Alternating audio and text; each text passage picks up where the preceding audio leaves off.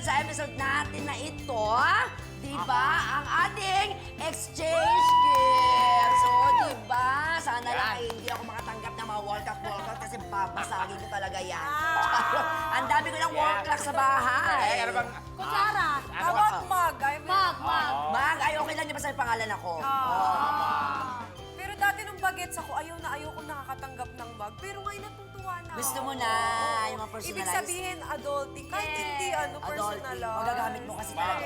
Hindi ka nakakatanggap ng mag? Ngayon, mag-I love you, gano'n. Talaga? Karat. Okay, simulan na natin. Bubay. Okay. Sino ako? Anong ibibigay mo kay Faye? Ito na to. Uy, seryoso to ha? Yes, serious to friend. Kasi Alam, before, ganda!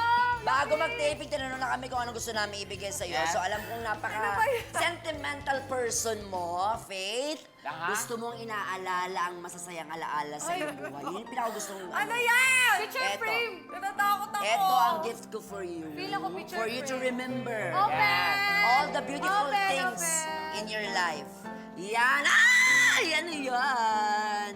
For you to remember. Photo album. Patingin. May laman ba to? Wala. Akala ko may lalagay kayo. Ay! This is cute. Di ba? Pwede mo pa ipaprint yung wala sa phone mo. Kasi Hindi, tsaka sentimental talaga ako as much as I can.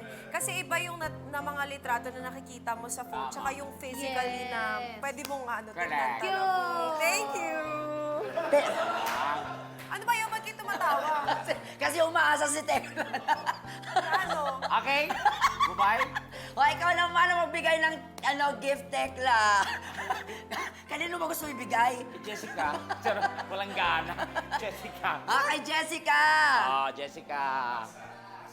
Wow, P! Ang swerte naman ni Ayan. Jessica. Dahil din. nagtitipid ako this year, mag-recycle na lang ako ng regalo. Isang beses ko lang ito. Pero sabi mo kanina hindi ka Maayos magbayad. pa naman ang kondisyon. Ang sabi mo kanina Maayos pa dyan. naman ang kondisyon nito. Magugustuhan niyo ito. Walang energy. Hello? Oo. Ay, ano yan? Ah. Patingin! Magagamit nilang dalawa? Yan. Oh my gosh! What? Sabi ka naman, hindi, amuyin mo muna ba? Oo. Be, di mo man lang alam yung size ko. Para lawlaw shoot ka. Wala ko! Para lawlaw shoot ka agad. Pero thank you pa din. Magagamit ko to sa gabi. Sabi sa kape. Maganda yan kasi lumalabas yan ng Kasi gagamba. maluwag. Di ba pag gabi, maluwag lang gusto mo sa akin. Para ventilating Thank yung... you, sir dear. Thank you so much. Para sa pelikula ni Tekla na bukas, bintana. Or ibigay ko sa mama ko na lang, recycle na lang. Wag! Huwag mo ibibigay! Ayan. Okay. Oo. Sino na? Siyempre ako din, magbibigay ako ng regalo. Ay, Bibigay ko Kanino? naman to kay... Ay, sa akin! Oo naman. Alam ko napaka-busy mong tao at saka hindi ka nagpapahinga, wala ka yatang time sa sarili mo. Ewan ko kung insulto ba yun o ano. Hindi. Kaya ito yung regalo ko para sa'yo. Ayan. Merry Christmas! Kakatouch naman! Kaya. Para sa sarili. Ay! Di ba kakasabi ko lang kanina, ang dami na sa bahay. Gusto mo practice kita? palit na lang tayo. Anat, ang baho niyan. Another wall clock. Pang ilang collection mo na yan? Hindi, kasi binigyan niya ako, problemahin ko pa yung battery. Ha! Pero salamat. Thank you, Okay. Betty. Thank you. Ako na. Go, Jessica. Yes. Ano ba yan? Lagay ko muna. Ano This kaya yan? gift is for my one and only you. Ah, sure ako magagamit mo to. I'm sure yung gamot na panty mo din. My love. Ako. Yun lang ang masasabi ko. Magagamit mo to sa buong buhay mo. Ay! Kaya, I love you so much. Merry Christmas. Ay! Talaga, B? Ano yan, friend? Oh my God. Ano yan? Oh, magagamit mo yan! Anong connect dito? Wala, magagamit mo. Magagamit ko to kasi... Para sa ano, it reminds me of... Yeah. Pinapawisan siguro. Oo. Awit. Siyempre, pang Siyempre, ano, busy ka. anti-pneumonia to. Pero dapat pang whole year mong gagamitin yan. Ah! Basta, wag Thank mo. you.